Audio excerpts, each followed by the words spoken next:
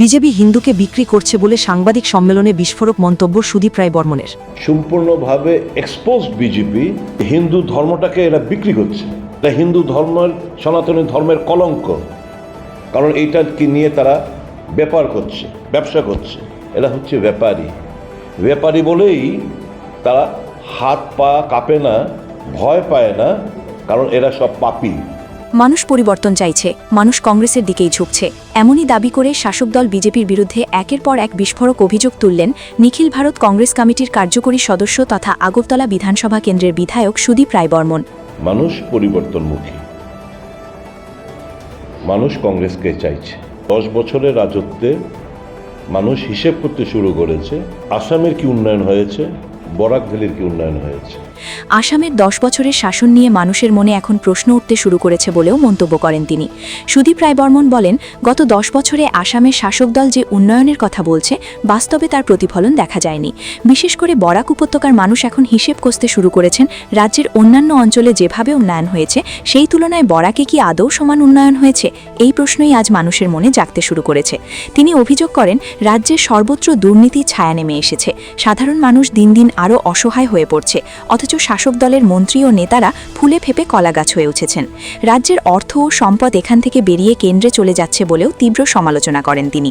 বিধায়ক আরও বলেন, গরিব মানুষ আরও গরিব হয়ে পড়ছেন এবং বেকার যুবক যুবতীরা দিশেহারা হয়ে ঘুরছেন। 2021 সালের নির্বাচনের আগে বর্তমান মুখ্যমন্ত্রী ডক্টর হিমন্ত বিশ্ব শর্মা বরাক উপত্যকায় এসে প্রতিশ্রুতি দিয়েছিলেন যে তৃতীয় ও চতুর্থ শ্রেণীর বিভিন্ন সরকারি দপ্তরে খালি পড়ে থাকা পদগুলো স্থানীয় বেকারদের দিয়ে পূরণ করা হবে, কিন্তু সেই প্রতিশ্রুতি আজও বাস্তবায়িত হয়নি বলেও প্রশ্ন তোলেন তিনি। কি ডেভেলপমেন্ট যেটা অন্যান্য জায়গায় হয়েছে, সম পরিমাণ ডেভেলপমেন্ট কি বরাক ভ্যালিতে হয়েছে? মানুষের মনে প্রশ্ন জাগছে যে না, দুর্নীতি ছেয়ে গেছে, ওয়েলথ ড্রেন হচ্ছে, রাজ্যের টাকা এখান থেকে কেন্দ্রে চলে যাচ্ছে, মন্ত্রী নেতারা ফুলে ফেপে কলাগাছ হয়ে গেছে, গরিব হচ্ছে, বেকাররা দিশেহারা। 2021 সালে নির্বাচনের আগে হিমন্ত বিশ্ব শর্মা এখানে এসে বলেছিলেন যে গ্রুপ সি এবং গ্রুপ ডির সমস্ত সরকারি পোস্টগুলো রয়েছে, এখানে যতগুলো ডিপার্টমেন্ট রয়েছে এখানকার ছেলেদের গিয়েই এগুলো পূরণ করা হবে। তিনি প্রতিশ্রুতি রক্ষা করেন। এছাড়াও ডিলিমিটেশন প্রসঙ্গ টেনে সুদীপ রায় বর্মণ অভিযোগ করেন, পরিকল্পিতভাবেই বরাক উপত্যকার রাজনৈতিক ক্ষমতা খর্ব করেছে শাসক দল। আগে যেখানে 15টি বিধানসভা আসন ছিল তা কমিয়ে 13টিতে নামিয়ে আনা হয়েছে। জনসংখ্যা বৃদ্ধির নিরিখে আসন বাড়ার কথা থাকলেও উল্টে আসন কমিয়ে দেওয়া হয়েছে বলে দাবি করেন তিনি। তার মতে বরাক উপত্যকা যাতে কোনোভাবেই রাজ্যের রাজনীতিতে নির্ণায়ক ভূমিকা নিতে না পারে সেই উদ্দেশ্যেই এই সিদ্ধান্ত নেওয়া হয়েছে। তিনি আরও বলেন, কংগ্রেস যখন উন্নয়ন, কর্মসংস্থান এবং মানুষের অধিকার নিয়ে কথা বলে, তখন বিজেপি ইচ্ছাকৃতভাবে ধর্ম, জাতি ও ভাষায় প্রসঙ্গ তুলে মানুষকে বিভক্ত করার রাজনীতি করে। গোটা দেশ জুড়ে বিভাজনের রাজনীতি চালাচ্ছে বিজেপি, এমনই বিস্ফোরক মন্তব্য করেন তিনি। সুদীপ রায় বর্মণ বলেন, একসময় এই দেশে প্রধানমন্ত্রী ছিলেন একজন শিখ এবং রাষ্ট্রপতি ছিলেন একজন মুসলমান, তখন হিন্দুরা কোনো বিপদের মধ্যে ছিল না। ডিলিমিটেশন হয়েছে, আমি বলবো বরাক ভ্যালির ক্ষমতা খর্ব করা হয়েছে। 15টা আসন ছিল, পপুলেশন বেড়েছে, সিট বাড়ার কথা, কিন্তু দেখা গেছে উল্টো আসন সংখ্যা কমিয়ে দিয়েছে, অর্থাৎ পাওয়ারটা স্ন্যাচ করে নেওয়া হচ্ছে। বরাক ভ্যালি যেন কোনো অবস্থাতে নির্ণায়ক ভূমিকা না পালন করতে পারে প্রশাসনিক ক্ষেত্রে, এটা সুনিশ্চিত করেছে খুব কৌশলে।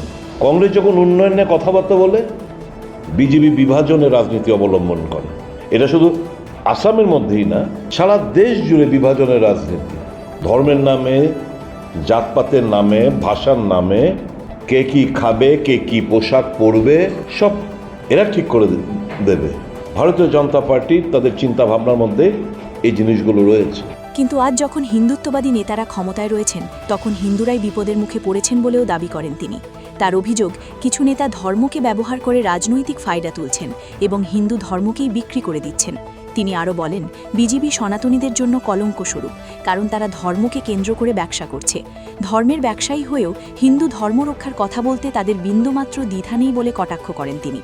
বিজেপির বিরুদ্ধে একের পর এক তীব্র আক্রমণ করে সুদীপ রায় বর্মণ বলেন, কংগ্রেসের সম্ভাব্য প্রার্থী তালিকা দেখেই শাসক দল ভয় পেয়ে গেছে। এই লড়াই শুধুমাত্র রাজনৈতিক লড়াই নয়, বরং তোলাবাজি, সিন্ডিকেট রাজ ও দুর্নীতির বিরুদ্ধে মানুষের লড়াই। শেষে তিনি সকলকে ঐক্যবদ্ধ হয়ে এই লড়াইয়ে সামিল হওয়ার আহ্বান জানান এবং দাবি করেন পরিবর্তনের হাওয়া ইতিমধ্যেই বইতে শুরু করেছে। যখন এই দেশের প্রধানমন্ত্রী শিখ ছিলেন, রাষ্ট্রপতি মুসলমান ছিলেন, হিন্দুরা খাত্রেমে ছিল না। কিন্তু যখন সবাই হিন্দুত্ববাদী নেতারা দেশ রাজত্ব করছে, শাসন ব্যবস্থার মধ্যে এরা কায়েম, তখন হিন্দুরা খাত্রেমে পড়ে গেল। এটা হচ্ছে সম্পূর্ণভাবে এক্সপোজড বিজেপি। হিন্দু ধর্মটাকে এরা বিক্রি করছে। এটা হিন্দু ধর্মের, সনাতনী ধর্মের কলঙ্ক। কারণ এইটাকে নিয়ে তারা ব্যাপার করছে, ব্যবসা করছে। এমন পর্যায়ে গিয়ে পৌঁছেছে, সনাতনী ধর্মের শেষ কথা বলেন চারজন শঙ্করাচার্য। তাদেরকে অবহেলা, অপমান। এটা হিন্দু ধর্মের সংস্কৃতি, এটা ভারতবর্ষের সংস্কৃতি। এরা হিন্দু ধর্মের রক্ষাকর্তা, বিধাতা। এরা হচ্ছে ব্যাপারী। ব্যাপারী বলেই তারা হাত পা কাঁপে না, ভয় পায় না, কারণ এরা সব পাপী। কিন্তু এরা বলে বেড়াচ্ছে এরা হিন্দু ধর্মের রক্ষাকর্তা। এটা কংগ্রেসের একটা ব্যতিক্রমী একটা পদক্ষেপ। Congress is very serious. এবং এই প্রার্থী তালিকা দেখে বিজেপি চমকে গেছে। দারুণ প্রার্থী তালিকা, এবং যারা মানুষের স্বার্থে কাজ করবে, মানুষের সঙ্গে নিবিড় একটা সম্পর্ক বজায় রেখে কাজ করে যাচ্ছেন, দীর্ঘদিন ধরে সেবা করছেন, তাদেরকে প্রার্থী করা হয়েছে কংগ্রেস দলের তরফ থেকে।